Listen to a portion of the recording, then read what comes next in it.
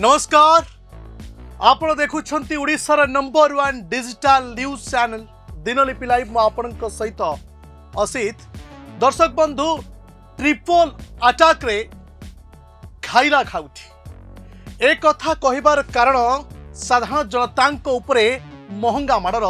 Triple attack petrol एवं diesel दर वृद्धि पर एबे सीएनजी दर बढ़ाउछंती सरकार शुक्रवार सकाळु ही खाउटिंग को ए बड़ झटका लगी दिल्ली रे सीएनजी दर किलो प्रति 2 टंका वृद्धि पाई जदि आम देखा दिल्ली नुहे परे परे नुआ दर 89 टंका 9 पैसा पहुंची मुंबई रे मध्य दर 2 टंका वृद्धि पाई पूर्वर 82 टंका थिबा बेले एबे ग्राहकों को किलो प्रति 84 टंका देवाकू पड़िबो मुंबई रे ए नुआ दर मे 14 रु ही लागू हो सारी दर्शक बंधु सूचना अनुसार यह पूर्व पेट्रोल एवं डीजेल दर रे मध्य लिटर प्रति 3 टंका लेखाएं वृद्धि करा जाइछि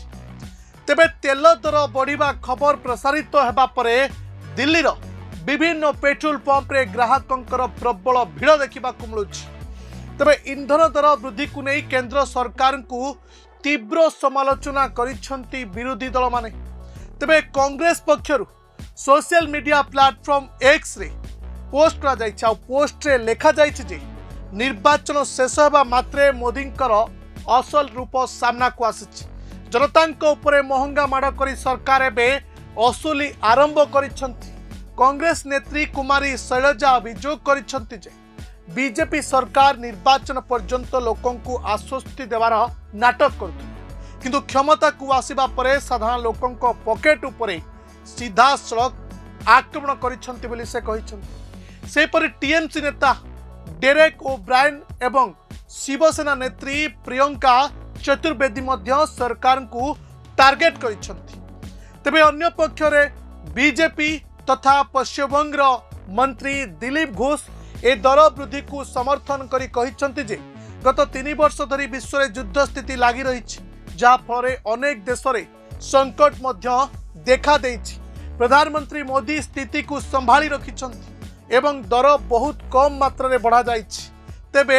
पेट्रोल डीजेल और सीएनजी दर वृद्धि जोगु आगामी दिन में परिवहन खर्च बढ़िबा सह नित्य व्यवहार्य सामग्री दर मध्य वृद्धि पाइबार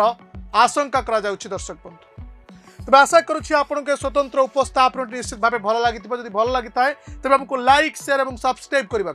जमाई भूलिबेनी विदाय दियंतु नमस्कार दिनलिपि लाइव को एबे ही लाइक शेयर सब्सक्राइब करନ୍ତୁ।